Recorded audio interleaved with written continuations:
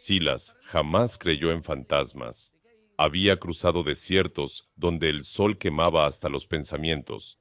Había sobrevivido tormentas que arrancaban árboles de raíz y había pasado noches enteras con el aullido de los coyotes como única compañía.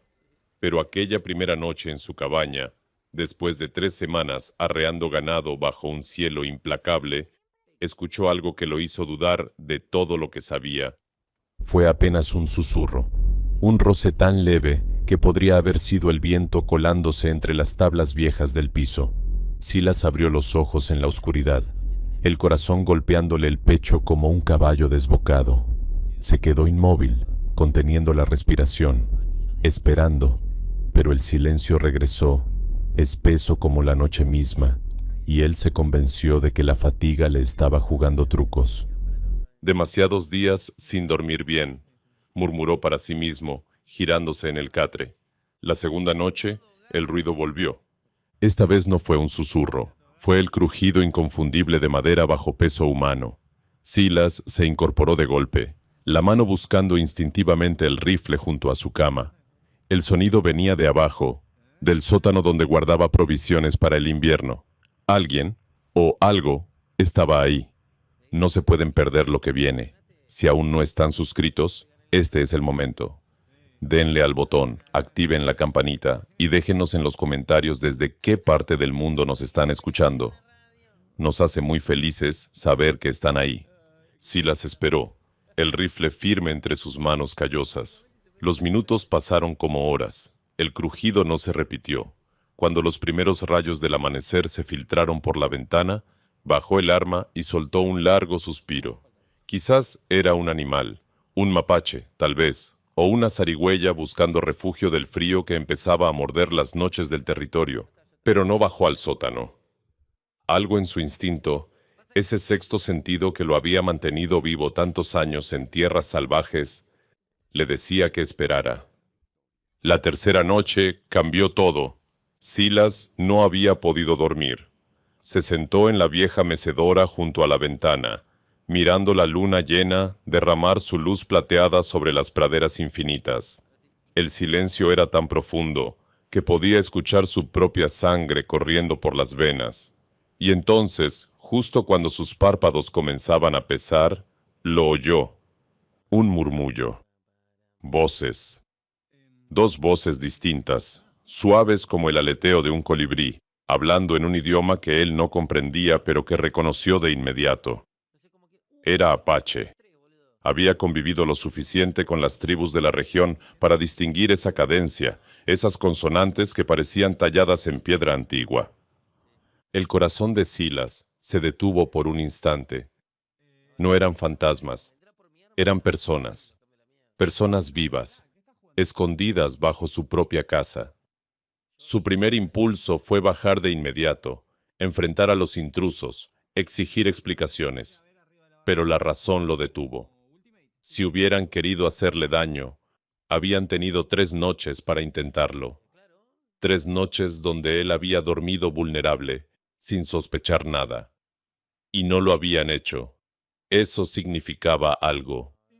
Silas pasó el resto de la noche en vela, pensando, ¿quiénes eran?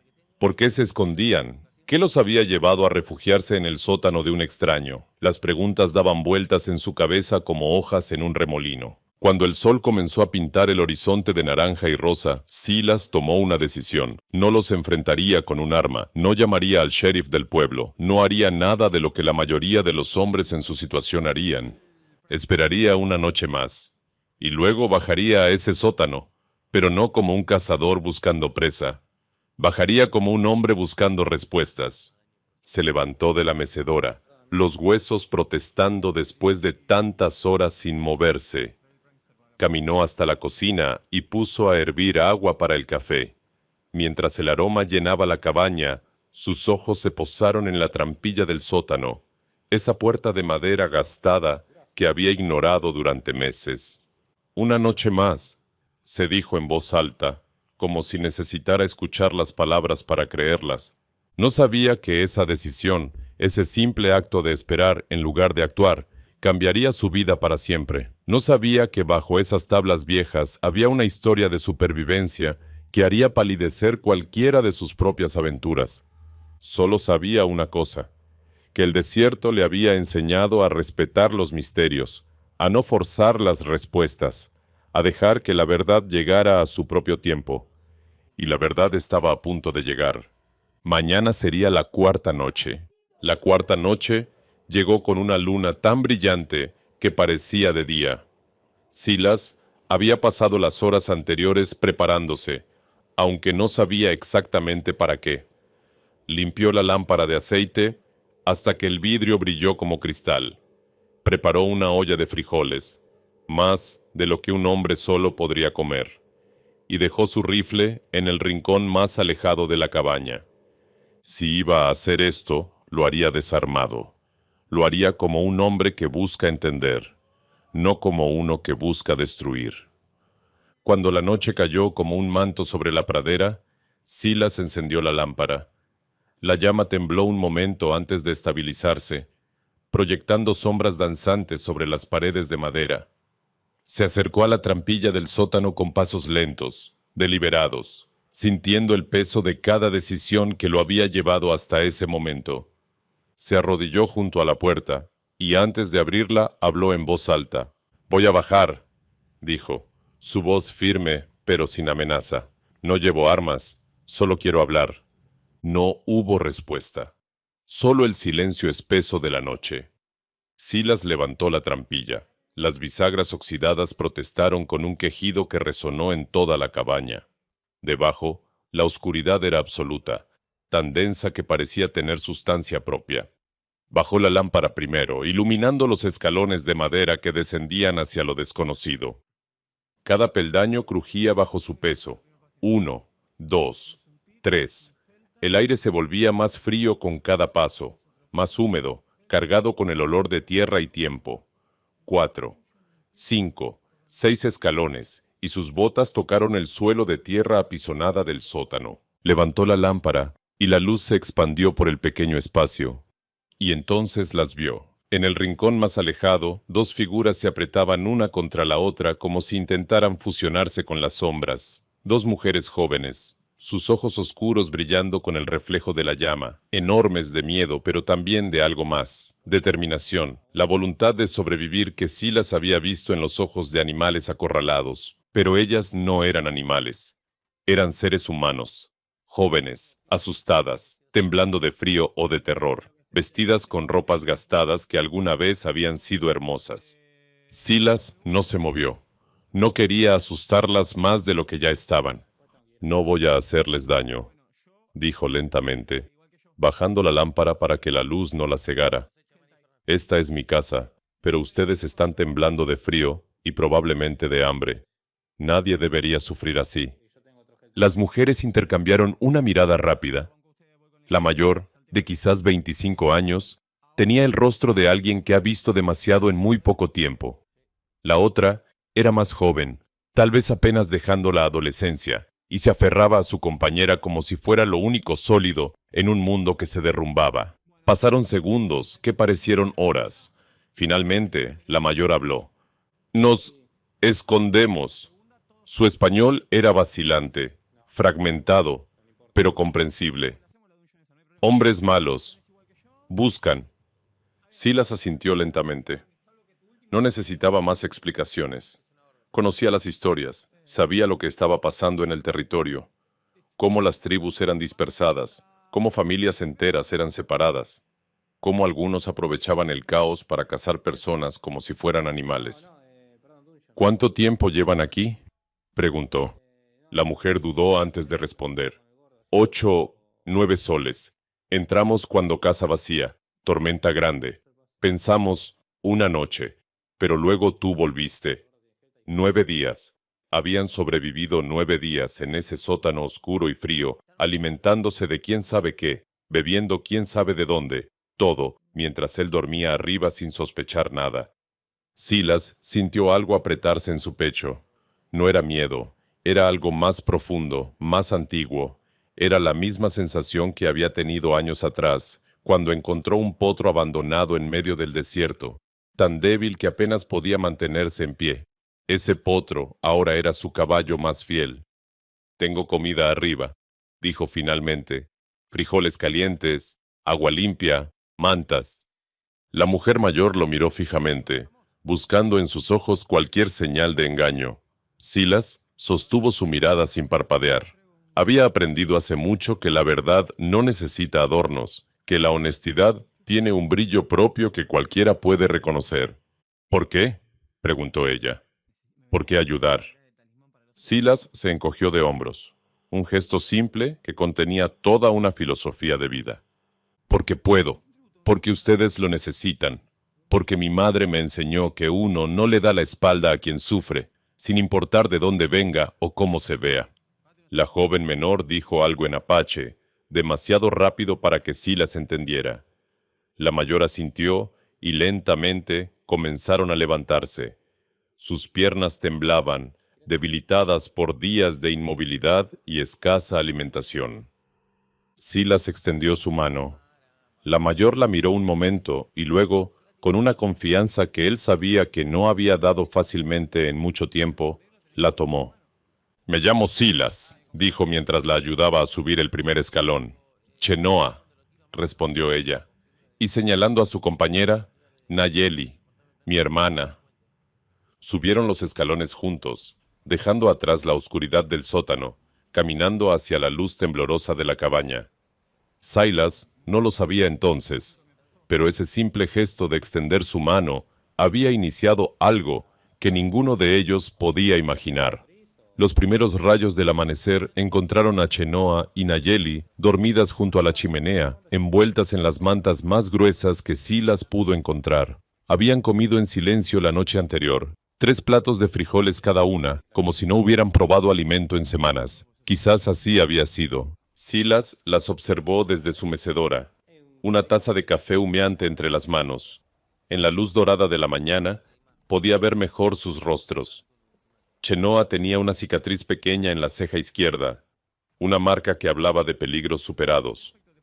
Nayeli, incluso dormida, mantenía los puños cerrados, lista para defenderse de enemigos que la perseguían hasta en sueños.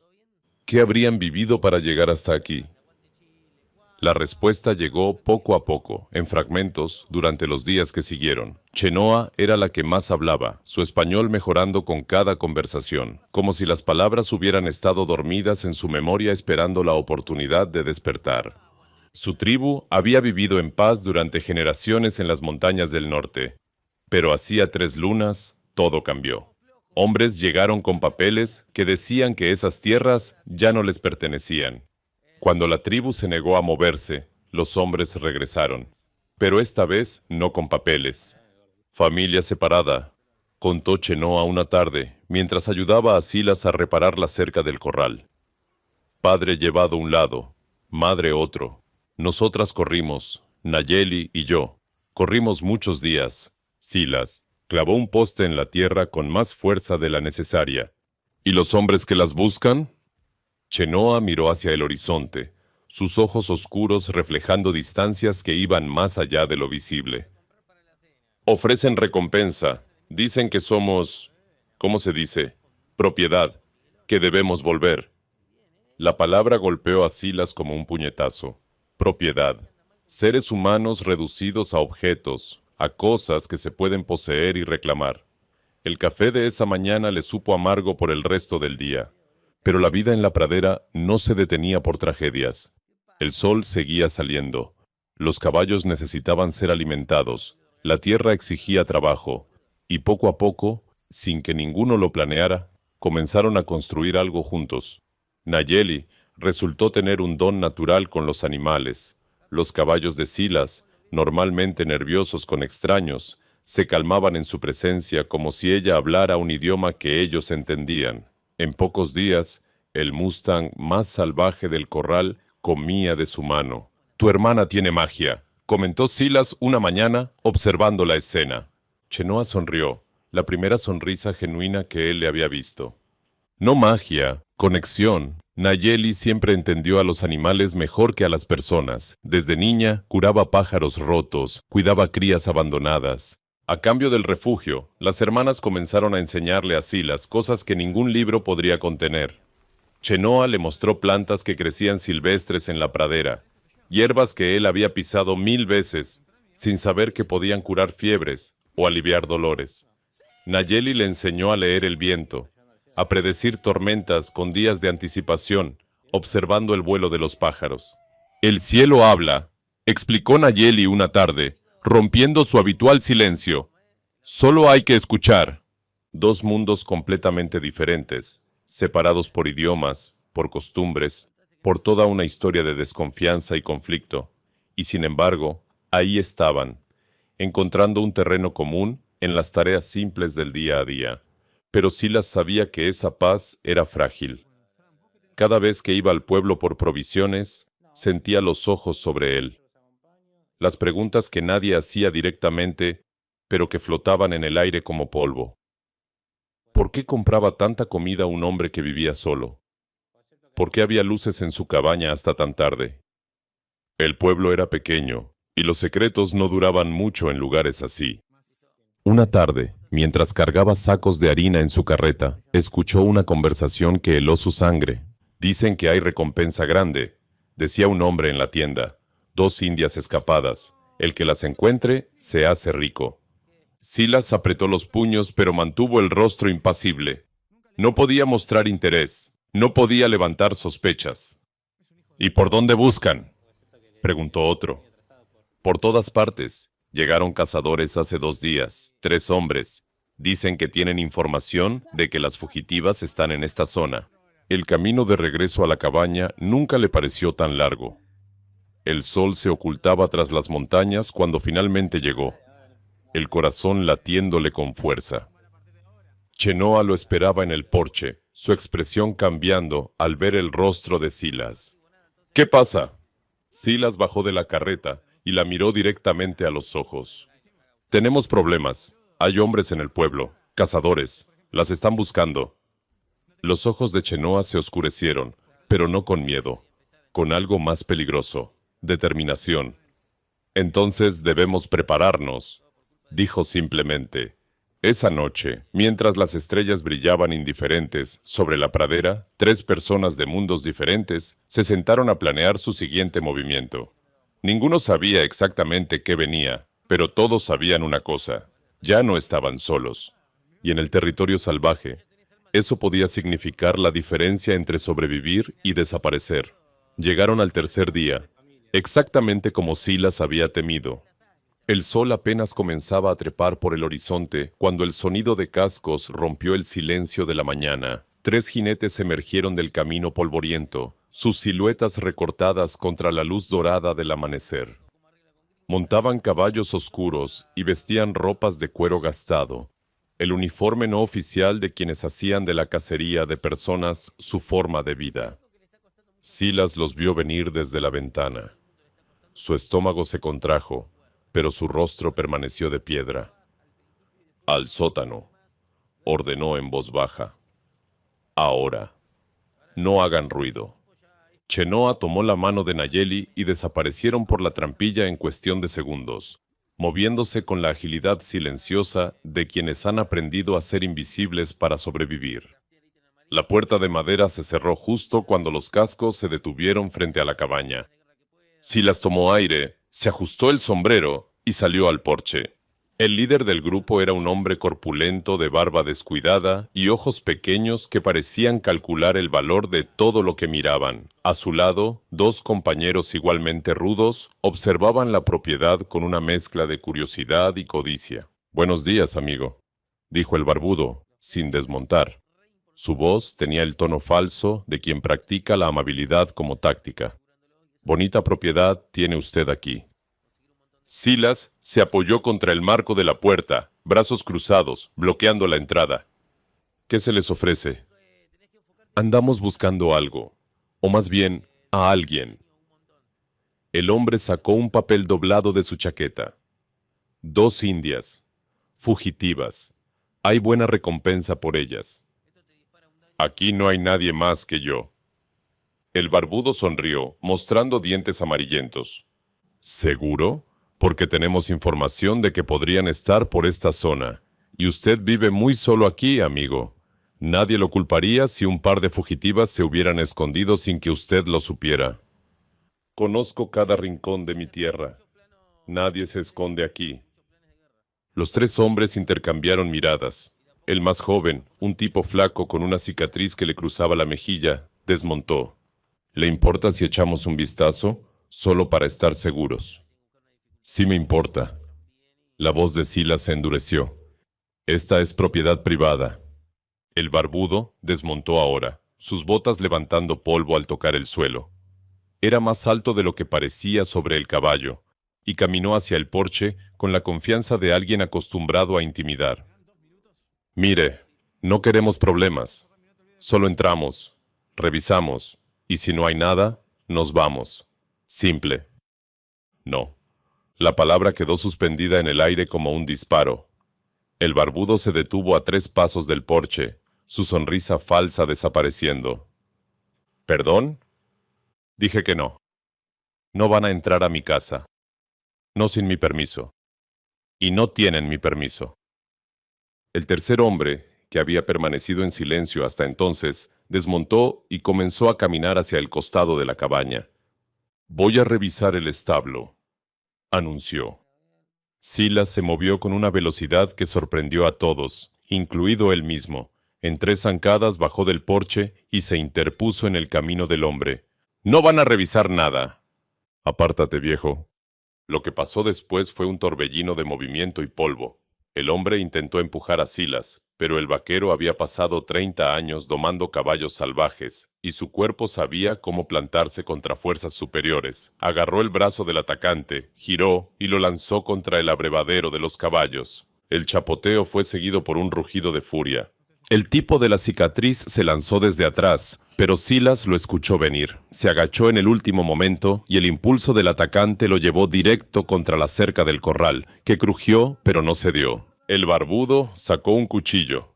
Silas no tenía armas, solo sus puños y 30 años de supervivencia en territorio salvaje. Cuando el hombre atacó, Silas atrapó su muñeca, la torció hacia afuera y el cuchillo cayó al polvo.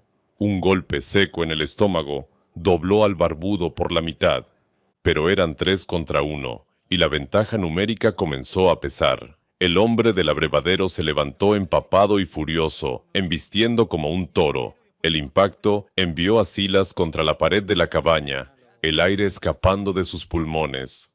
Golpes, patadas. El mundo se volvió un caos de dolor y polvo, pero Silas no cayó. Cada vez que lo derribaban, se levantaba. Cada vez que lo golpeaban, respondía. Una mesa del porche se volcó. Un barril de agua se estrelló contra el suelo.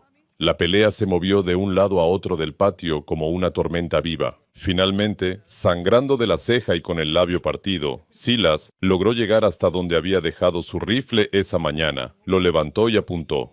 Suficiente. Los 3 hombres se congelaron. El barbudo, con un ojo hinchándose rápidamente, escupió al suelo. «Esto no termina aquí». «Sí termina. Van a subir a sus caballos y van a irse. Si los veo de nuevo en mi propiedad, no voy a hablar primero». Hubo un momento de tensión absoluta. El tipo de la cicatriz parecía querer continuar, pero el barbudo lo detuvo con un gesto. «Vámonos, por ahora». Montaron en silencio, lanzando miradas de odio puro. El barbudo se detuvo antes de partir. «Vas a arrepentirte, vaquero. Nadie se mete con nosotros y sale bien parado. Fuera de mi tierra». Los cascos levantaron una nube de polvo que tardó largos minutos en asentarse. Silas permaneció inmóvil, el rifle en alto, hasta que las figuras desaparecieron completamente en el horizonte. Solo entonces bajó el arma. Sus manos temblaban, no de miedo, sino de la adrenalina que lentamente abandonaba su cuerpo. Se miró, la camisa rasgada, los nudillos ensangrentados, el sabor metálico en la boca. Había ganado esta batalla, pero sabía que la guerra apenas comenzaba. La trampilla del sótano se abrió lentamente. Chenoa emergió primero, sus ojos recorriendo el patio destrozado, los muebles volcados, la evidencia del caos. Cuando su mirada encontró a Silas, algo cambió en su expresión. No era gratitud exactamente, era algo más profundo, más antiguo, reconocimiento, el reconocimiento de un alma que ve a otra por primera vez. «Estás herido», dijo, acercándose rápidamente. «Nada grave». Nayeli apareció detrás de su hermana, cargando un pequeño bolso de cuero. Sin decir palabra, comenzó a sacar hierbas y preparar una pasta mientras Chenoa guiaba a Silas hasta el porche destrozado. «¿Por qué?», preguntó Chenoa mientras su hermana limpiaba la herida de su ceja. «Podrías haber dicho dónde estábamos. Podrías haber tomado la recompensa. ¿Por qué arriesgar tu vida por nosotras?» Silas hizo una mueca cuando la medicina ardió en su piel.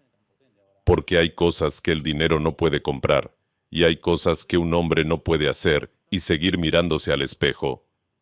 Chenoa tradujo sus palabras al apache para Nayeli. La joven asintió lentamente y por primera vez desde que la había conocido, Silas vio algo parecido a una sonrisa en sus labios. «Volverán», dijo Chenoa. No era una pregunta. «Lo sé». «Entonces debemos irnos. No podemos ponerte en más peligro». Silas negó con la cabeza. «No van a ninguna parte esta noche. Están cansadas. Necesitan descansar. Y esos hombres no volverán hasta que se reagrupen y piensen en un plan. Tenemos tiempo». «¿Tiempo para qué?». Silas miró hacia el norte, donde las montañas se recortaban contra el cielo del atardecer. «Tiempo para preparar su viaje. Conozco una ruta, caminos viejos que nadie usa ya. Llevan a territorio donde hay otras tribus, familias que podrían recibirlas. Es un viaje largo y difícil, pero es posible».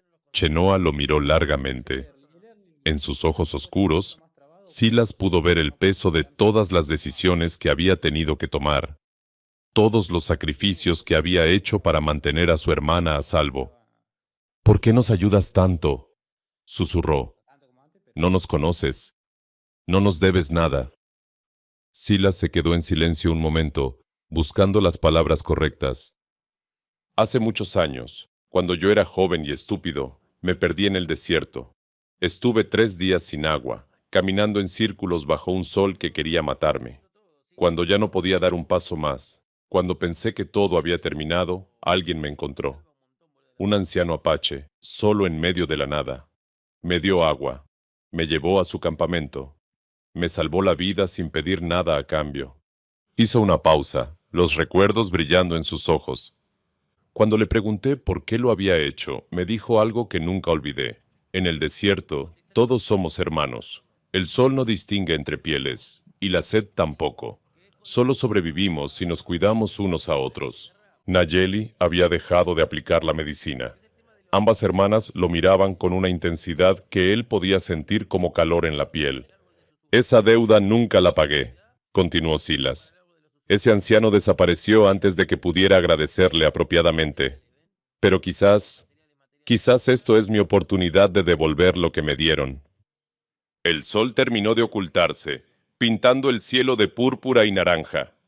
En algún lugar, un coyote aulló, y otro le respondió. Chenoa extendió su mano y la posó sobre la de Silas. «Gracias», dijo simplemente, pero esa palabra contenía océanos. Esa noche, mientras curaban sus heridas y comenzaban a planear el viaje, ninguno de los tres sabía que la verdadera prueba aún estaba por venir, que la despedida sería más difícil que cualquier pelea, que algunos encuentros están destinados a cambiar vidas para siempre, pero eso vendría después. Por ahora, era suficiente estar vivos. Era suficiente estar juntos. Era suficiente haber encontrado, en medio del caos y el peligro, algo que se parecía mucho a una familia. La luna llena bañaba la pradera con su luz plateada cuando Silas terminó de cargar las alforjas. 2 caballos esperaban pacientemente junto al porche. Su yegua más fuerte, una baya de pelaje brillante llamada Canela, y el Mustang negro, que Nayeli había domado con sus manos y su silencio. Dentro de la cabaña, las hermanas revisaban por última vez las provisiones. Carne seca, frijoles, harina, cantimploras llenas de agua fresca. Suficiente para 2 semanas si administraban bien los recursos. Silas las observó desde la puerta. En las pocas semanas que habían compartido bajo ese techo, Algo había cambiado en él. La soledad, que había sido su compañera durante tantos años, ya no se sentía como una elección, sino como una herida que apenas ahora descubría. El mapa está en la alforja de canela, dijo, su voz más ronca de lo normal. Marqué las fuentes de agua y los lugares donde pueden acampar sin ser vistas. Si siguen el río hacia el norte durante 3 días, llegarán al Cañón Rojo. Desde ahí el camino sube hacia las montañas. Chenoa se acercó, el mapa enrollado en sus manos. Lo revisamos juntas. Nayeli memorizó cada curva, cada marca. No nos perderemos. Lo sé. Tu hermana tiene un don para recordar caminos. Vi cómo miraba las estrellas cada noche, grabando el cielo en su memoria. Un silencio se instaló entre ellos, pesado con todo lo que no se había dicho. Nayeli entró desde la habitación trasera, llevando algo envuelto en tela de colores. Se acercó a Silas con pasos lentos, casi ceremoniales. Sus ojos, normalmente esquivos, lo miraron directamente por primera vez. «Para ti», dijo en su español cuidadoso, extendiendo el paquete. Silas desenvolvió la tela con manos torpes. Dentro había una pluma de águila, larga y perfecta, con cuentas de turquesa atadas en la base. El trabajo era exquisito, claramente hecho por manos que conocían el arte antiguo de su pueblo. Era de nuestro abuelo, explicó Chenoa. La única cosa de valor que pudimos traer cuando huimos. Nayeli la ha guardado cada día desde entonces, esperando, no sabíamos qué. Silas tragó el nudo que se había formado en su garganta. No puedo aceptar esto, es demasiado valioso.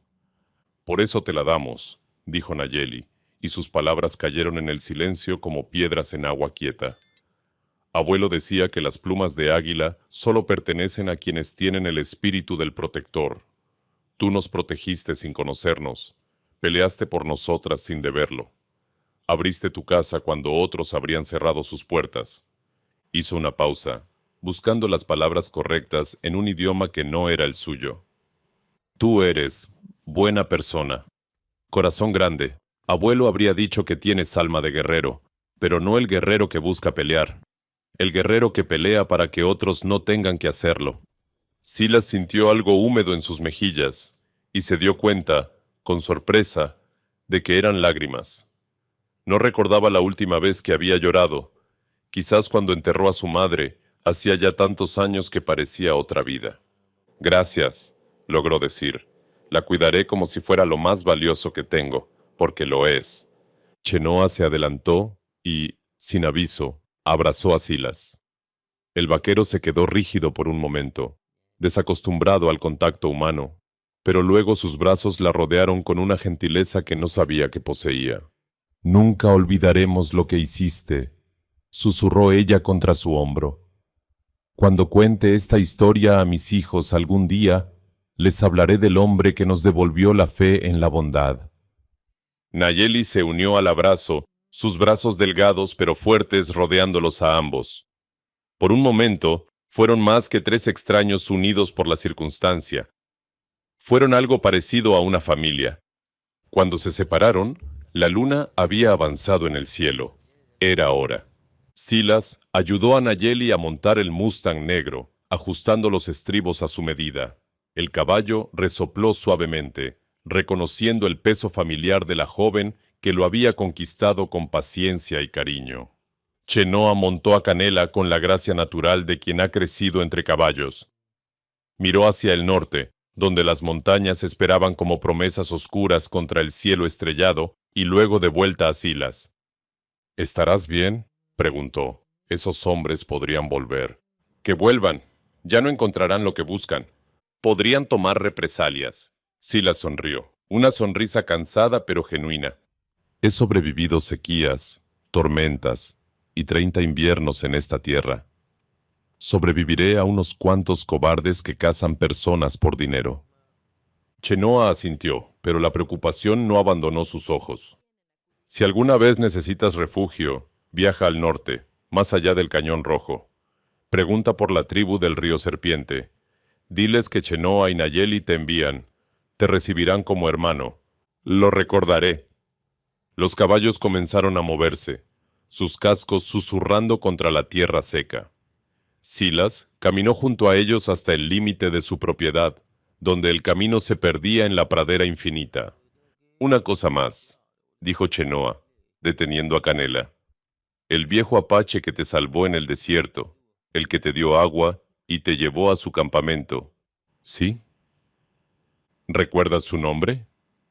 Silas cerró los ojos, buscando en memorias tan antiguas que parecían pertenecer a otro hombre. Nunca me lo dijo, solo recuerdo que tenía una cicatriz en la mano izquierda, con forma de media luna. Chenoa y Nayeli intercambiaron una mirada que Silas no supo interpretar.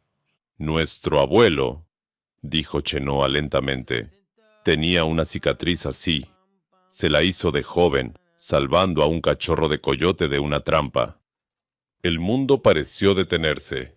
Silas las miró, buscando señales de broma, pero solo encontró verdad en sus rostros iluminados por la luna.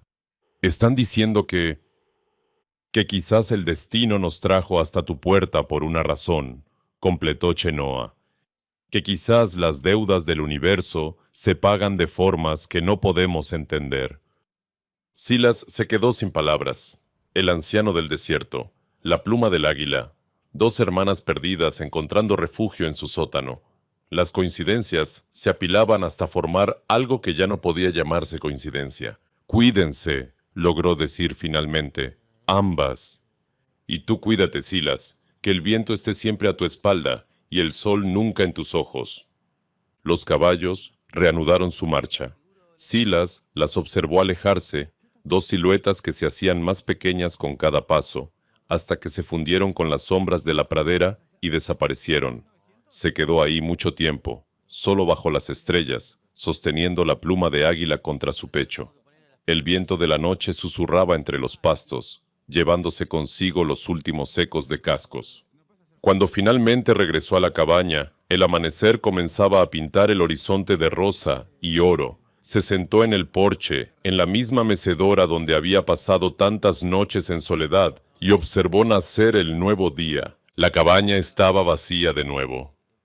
Pero él ya no se sentía solo, porque ahora sabía algo que había olvidado en todos esos años de silencio y aislamiento, que la verdadera riqueza de un hombre no se mide en tierras ni en ganado, sino en las vidas que toca, en las manos que estrecha, en los corazones que logra alcanzar. Guardó la pluma de águila en el lugar más seguro de su hogar, junto a la única fotografía de su madre. Y cada noche, antes de dormir, la miraba y recordaba. Recordaba a Chenoa y su valentía silenciosa. Recordaba a Nayeli y su conexión con todas las criaturas vivas. Recordaba que en algún lugar, bajo ese mismo cielo infinito, dos hermanas cabalgaban hacia la libertad. Y sonreía, porque algunas historias no terminan con finales, terminan con comienzos, y este era solo el comienzo.